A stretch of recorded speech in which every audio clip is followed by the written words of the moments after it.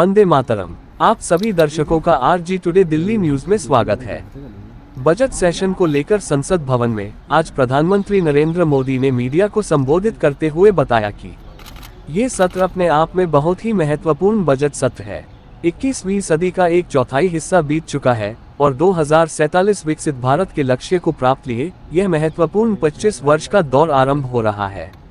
मेरे देश के उद्योगकार, मेरे देश के मैन्युफैक्चरर्स, अब तो बहुत बड़ा बाजार खुल गया है। अब विदेशों तक बहुत सस्ते में हमारा माल पहुंच जाएगा।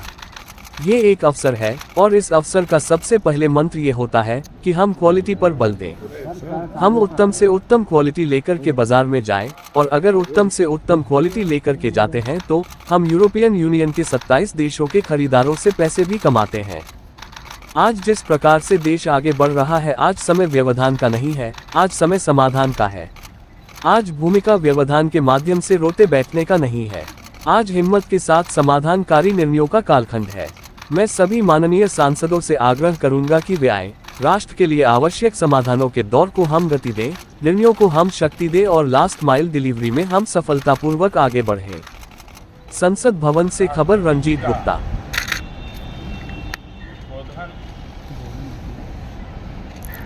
140 करोड़ देशवासियों के आत्मविश्वास की अभिव्यक्ति था। 140 करोड़ देशवासियों के पुरुषार्थ का लेखा जोखा था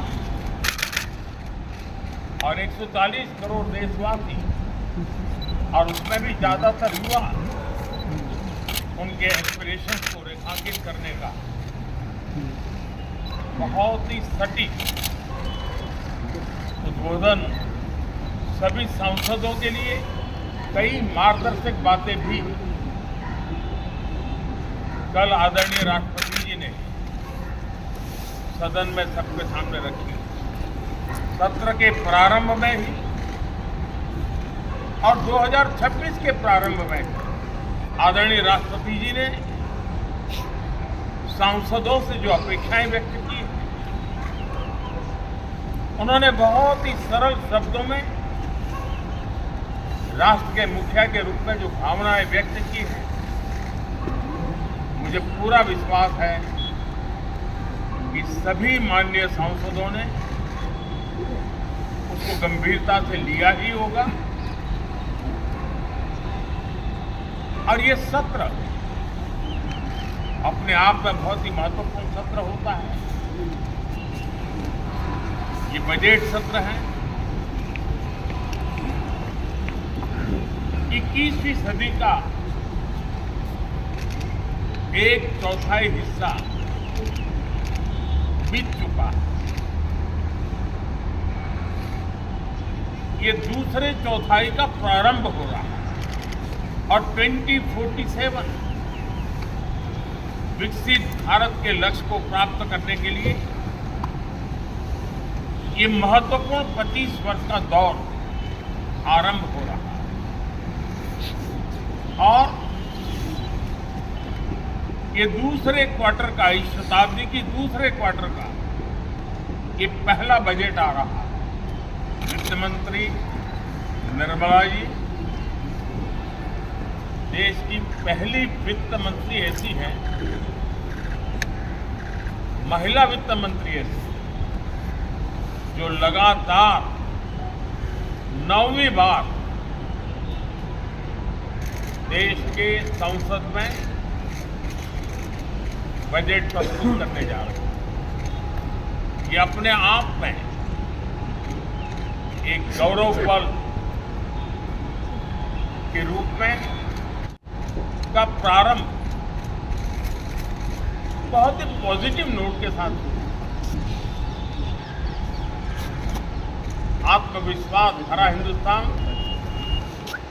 आज विश्व के लिए आशा की किरण भी बना है, आकर्षण का केंद्र भी बना है। इस क्वार्टर के प्रारंभ में ही भारत और यूरोपियन यूनियन का फ्री ट्रेड एग्रीमेंट आने वाली दिशाएं कितनी उज्जवल है, भारत के युवाओं का भविष्य कितना उज्जवल है, उसकी एक झलक है। ये फ्री ट्रेड और एम्बिशियस भारत है। ये free trade for aspirational youth है।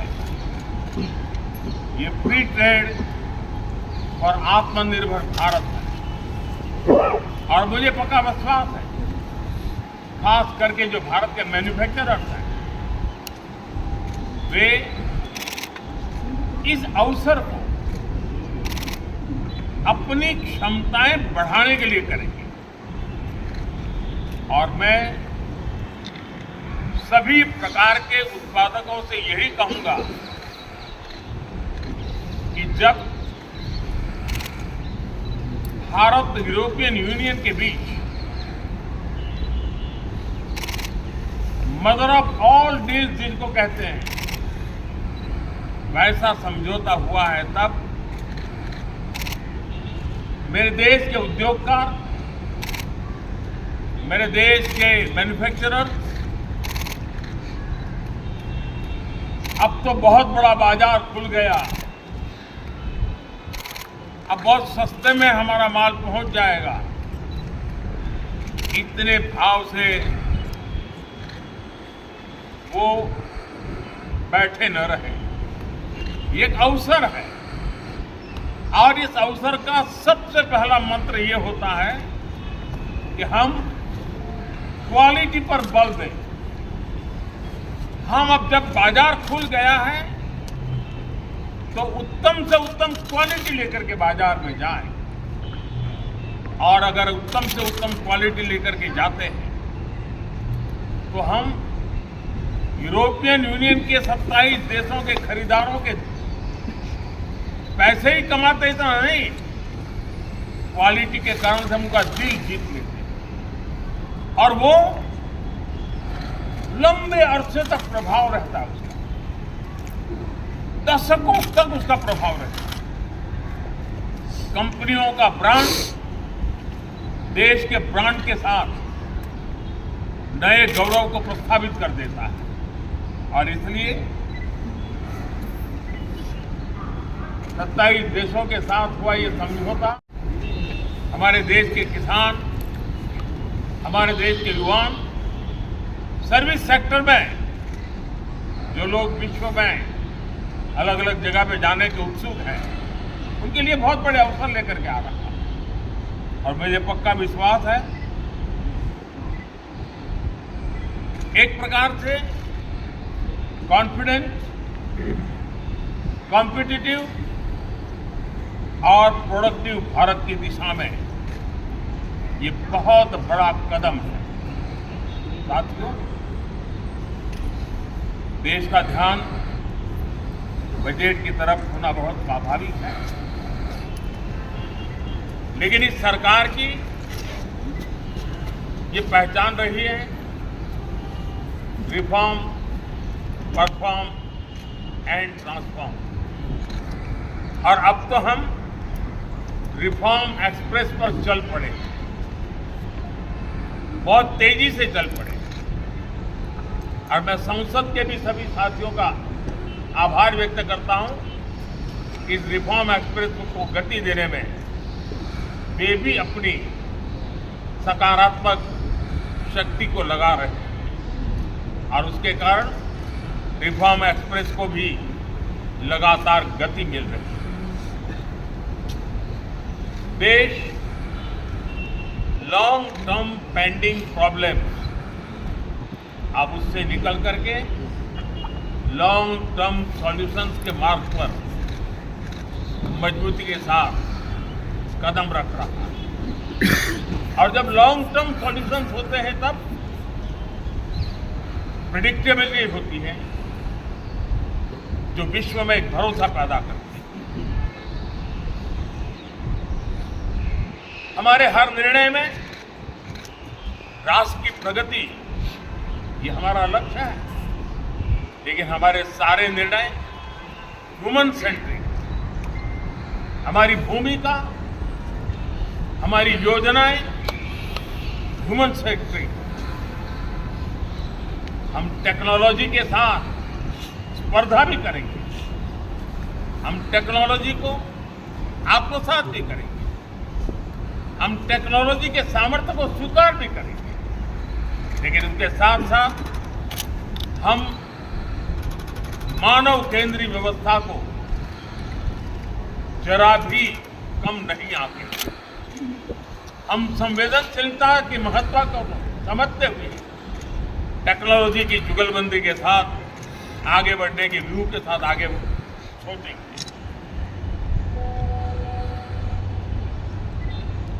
जो हमारे टीकाकार रहते हैं साथी, हमारे प्रति पसंद नापसंद का रवैया रहता है और लोकतंत्र में बहुत स्वाभाविक है, लेकिन एक बात हर कोई कहता है कि सरकार ने लास्ट माइल डिलीवरी पर बल दिया। हमारी जो परंपरा है उसको हम आने वाले दिनों में रिफॉर्म एक्सप्रेस में नेक्स्ट जनरेशन रिफॉर्म के साथ आगे बढ़ाएंगे। भारत की डेमोक्रेसी और भारत की डेमोग्राफी आज दुनिया के लिए बहुत बड़ी उम्मीद है। तब इस लोकतंत्र के मंदिर में हम विश्व समुदाय को भी कोई संदेश दें हमारे सामर्थ्य का, हमारे लोकतंत्र के प्रति समर्पण का, लोकतंत्र की प्रक्रिया के द्वारा हुए निर्णयों का सम्मान करने का ये अवसर है और विश्व इसको जरूर स्वागत भी करता है, स्वीकार भी करता है। आज जिस प्रकार से देश आगे बढ़ रहा है, आज समय व्यवधान का नहीं है, आज समय समाधान का है। आज प्राथमिकता व्यवधान नहीं है, आज प्राथमिकता समाधान है। आज भूमिका व्यवधान के माध्यम से रोते बैठने की नहीं है, आज हिम्मत के साथ समाधानकारी निर्णयों का काल है। मैं सभी माननीय सांसदों से आग्रह करूंगा कि वे आएं, राष्ट्र के लिए आवश्यक समाधानों के दौर को हम गति दें, निर्णयों को हम शक्ति दें और लास्ट माइल डिलीवरी में हम सफलतापूर्वक आगे बढ़ें। साथियों, आप सबका बहुत बहुत धन्यवाद, बहुत बहुत शुभकामनाएं। देख रहे थे आरजी टुडे दिल्ली न्यूज, जो दिखाती है आपके क्षेत्र से संसद तक की खबरें। सच्ची खबरें देखने के लिए सब्सक्राइब करें।